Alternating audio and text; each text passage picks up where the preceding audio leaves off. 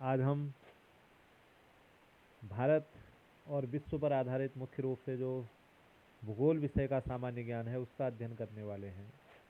ये अच्छे प्रश्न हैं। एनसीईआरटी की जो किताबें विद्यालयों में चलती हैं उन किताबों से ये क्वेश्चन लेने का मैंने प्रयास किया है। क्वेश्चन नंबर फर्स्ट हम देखते हैं। बांग्लादेश में गंगा एवं ब्रह्मपुत्र की संयुक्त धारा का नाम क्या है?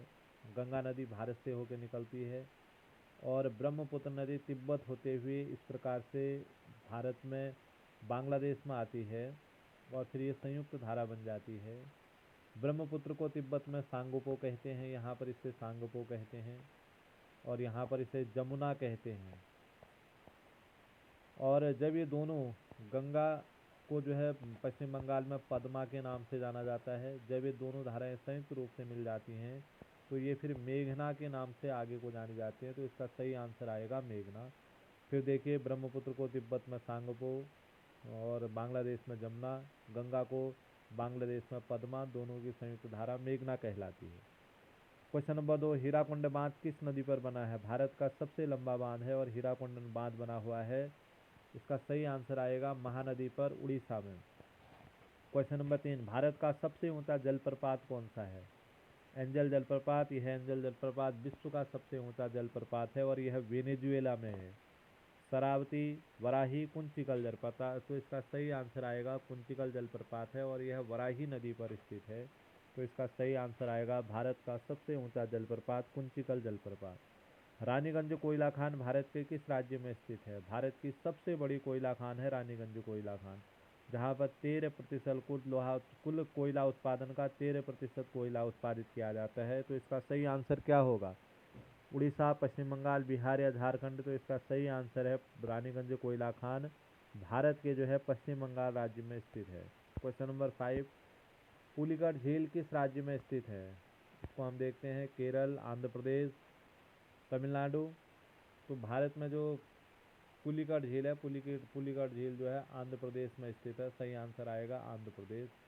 कोलेरू झील भारत के किस राज्य में है? केरल, आंध्र प्रदेश, उड़ीसा या कर्नाटक? तो इसका सही आंसर आएगा कोलेरू झील भी जो है आंध्र प्रदेश में स्थित है। सांबर झील किस राज्य में स्थित है? सांबर जो एक खारे पानी की झील है और यह कहाँ है? उड़ीसा, राजस्थान, मध्य प्रदेश या आंध्र प्रदेश? तो सही आंसर आएगा सांबर झील जो है भारत के राजस्थान में स्थित है। भारत की सबसे मीठे जल की झील कौन सी है? मीठा जल, ऐसा जल जो पीने योग्य होता है, ऐसे जल को मीठे जल कहते हैं। तो विश्व की सबसे बड़ी मीठे जल की झील तो सुपीरियर झील है, लेकिन भारत की सबसे बड़ी मीठी जल की झील का नाम है वुलर झील, जो जम्मू कश्मीर में स्थित है। क्वेश्चन नंबर 9, निम्नलिखित में से कौन सी लवणीय जल वाली झील है? सांबर, डल, गोविंद सागर, नैनीताल? डल झील मीठे जल की है, गोविंद सागर भी मीठे जल की है, नैनीताल भी मीठे जल की झील है। तो सही आंसर आएगा सांबर झील जो है एक लवणीय झील है जहाँ पर नमक बनाने का काम होता है। क्वेश्चन नंबर 10 है, नागार्जुन सागर नदी परियोजना किस नदी पर बनाई गई है? जो नागार्जुन सागर नदी परियोजना है यह आंध्र प्रदेश और तेलंगाना की सीमा पर बना हुआ है। नागार्जुन सागर बांध कृष्णा, कावेरी, गोदावरी या गंगा? तो इसका सही आंसर आएगा कृष्णा नदी पर नागार्जुन सागर परियोजना बनी हुई है। ब्यास कुंड से उत्पन्न होने वाली नदी, हिमाचल प्रदेश के ब्यास कुंड से उत्पन्न होने वाली नदी सतलुज, चिनाब, रावी या ब्यास? तो इसका सही आंसर आएगा तो ब्यास नदी जो है इसका सही आंसर है। मध्य प्रदेश के बैतूल जिले से उत्पन्न होकर पश्चिम की ओर बहने वाली, पश्चिम का मतलब क्या है? ये भारत का मानचित्र है, मध्य प्रदेश से उत्पन्न होती है और ये पश्चिम की ओर गिरती है, पश्चिम की ओर आती है, अरब सागर की ओर आती है। तो उत्पन्न होने वाली नदी कौन सी है? तो इसका सही आंसर आएगा तापी जो है बैतूल जिले से उत्पन्न होती है। नर्मदा भी आती है लेकिन नर्मदा का उद्गम स्थल अमरकंटक है। तो इसका सही आंसर आएगा तापी। बंगाल का शोक के नाम से जानी जाने वाली नदी, बंगाल का शोक किसे कहते हैं? तो इसका सही आंसर क्या है? कोसी, दामोदर, हुगली या मेघना? तो इसका सही आंसर आएगा दामोदर नदी को जो है बंगाल का शोक कहा जाता है। क्वेश्चन नंबर 14, किस नदी से इंदिरा गांधी नहर निकाली गई है? बहुत इंपॉर्टेंट प्रश्न है। इंदिरा गांधी नहर कहाँ से निकाली गई है? सतलुज, रावी, चिनाब या ब्यास? तो इसका सही आंसर आएगा सतलुज नदी से जो है इंदिरा गांधी नहर निकाली गई है। सतलुज और ब्यास के संगम पर एक बांध बना हुआ है जिसे हरिके बांध कहते हैं। उस हरिके बांध से जो है इंदिरा गांधी नहर निकाली गई है। इंदिरा गांधी नहर का निर्माण कार्य 1952 में शुरू हुआ। लेकिन वर्ष 1983 में यह बन करके पूर्ण होगी। तो आपको ध्यान में रखना है, सतलुज नदी और ब्यास नदी के संगम पर हरिके बांध बना हुआ है। उस हरिके बांध से जो है भारत की सबसे लंबी नहर इंदिरा गांधी नहर का निर्माण किया गया है।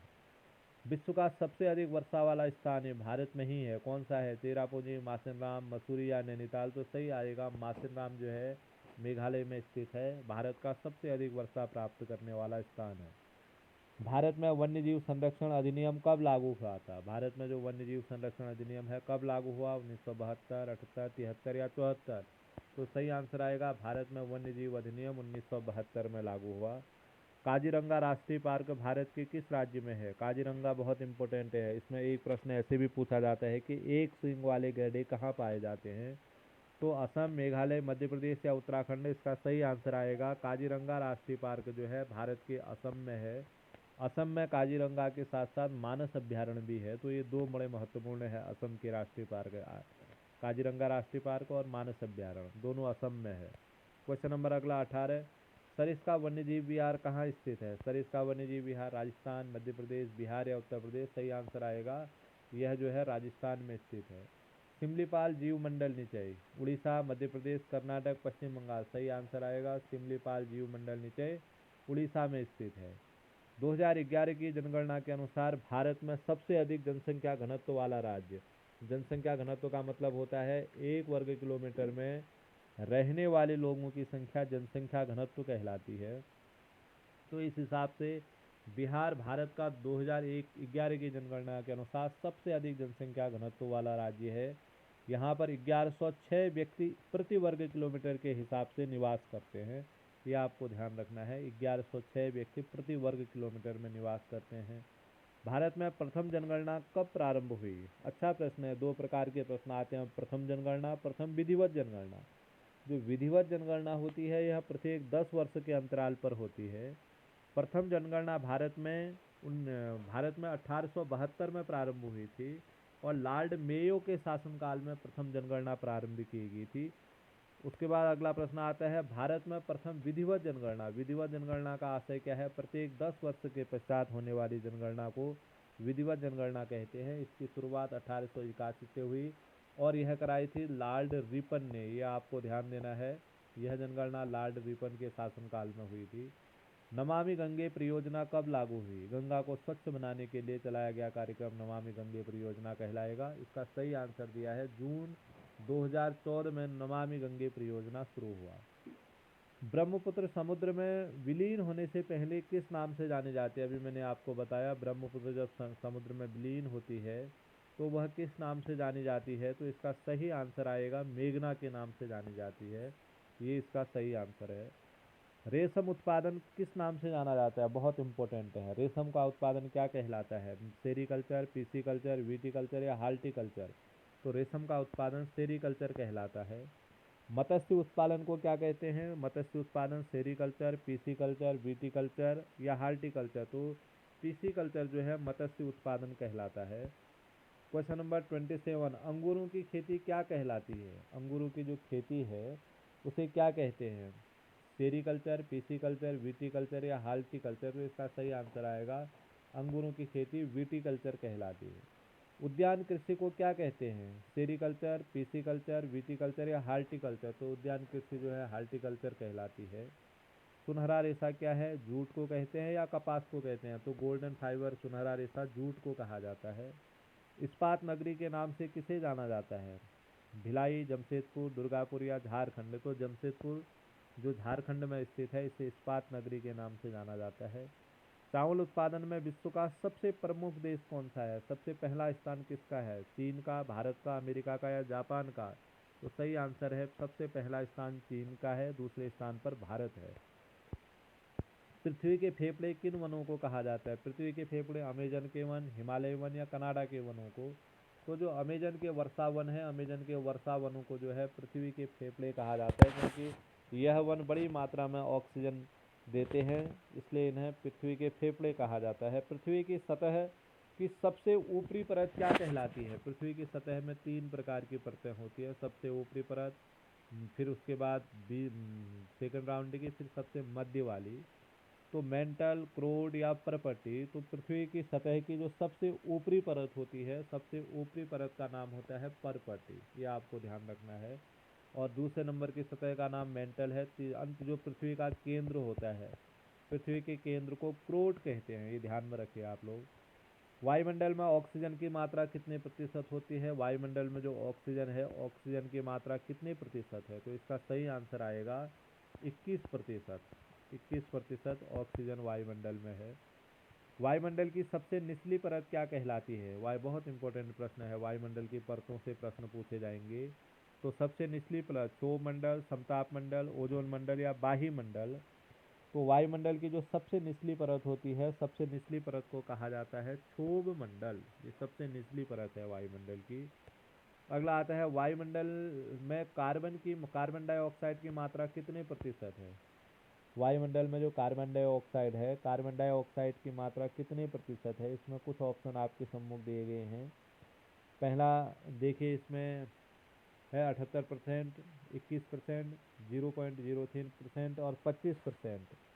तो जो कार्बन की मात्रा आएगी, कार्बन की मात्रा इसमें आ जाएगी 0.03%, ये कार्बन डाइऑक्साइड की मात्रा है। विश्व जल दिवस कब मनाया जाता है? विश्व जल दिवस 22 मार्च, 21 मार्च, 24 दिसंबर या 5 जून? तो इसका सही आंसर आएगा विश्व जल दिवस जो है 22 मार्च को मनाया जाता है। सुनामी किस भाषा का शब्द है? भारतीय, जापानी, चीनी या अमेरिका? तो सुनामी शब्द जो है जापानी भाषा का शब्द है। इसका मतलब होता है पोताश्रय तरंग। पोताश्रय तरंग, ये इसका आशय है। कोलकाता किस नदी के तट पर है? हुगली, गोदावरी, कृष्णा या कावेरी? तो सही आंसर है कोलकाता हुगली नदी के तट पर स्थित है। दो प्रश्न धाराओं से संबंधित हैं। गल्फ स्ट्रीम किस प्रकार की जलधारा है? दो प्रकार की जलधाराएं हैं, एक गर्म जलधारा, एक ठंडी जलधारा। तो गल्फ स्ट्रीम किस प्रकार की जलधारा है? तो इसका सही आंसर आएगा गल्फ स्ट्रीम एक गर्म जलधारा है। अगला प्रश्न आता है लेब्राडोर ठंडी जलधारा किस महासागर की है? लेब्राडोर जो ठंडी जलधारा है वो किस महासागर की है?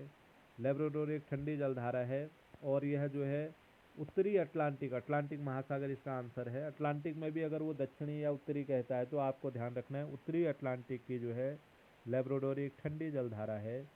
यह एनसीईआरटी की किताबों पर आधारित कुछ महत्वपूर्ण प्रश्न हैं, आपको और तैयारी करनी है। जैसे ये मैंने ठंडी जलधाराएं, गर्म जलधाराएं क्वेश्चन दिया है, तो इस ठंडी और गर्म जलधाराओं पर आप और अधिक क्वेश्चन तैयार कर सकते हैं। तो इस प्रकार से ये महत्वपूर्ण प्रश्न हैं, इनका आप अध्ययन करिए। अच्छे लगें तो प्लीज़ लाइक शेयर करना ना भूलें। बहुत बहुत धन्यवाद।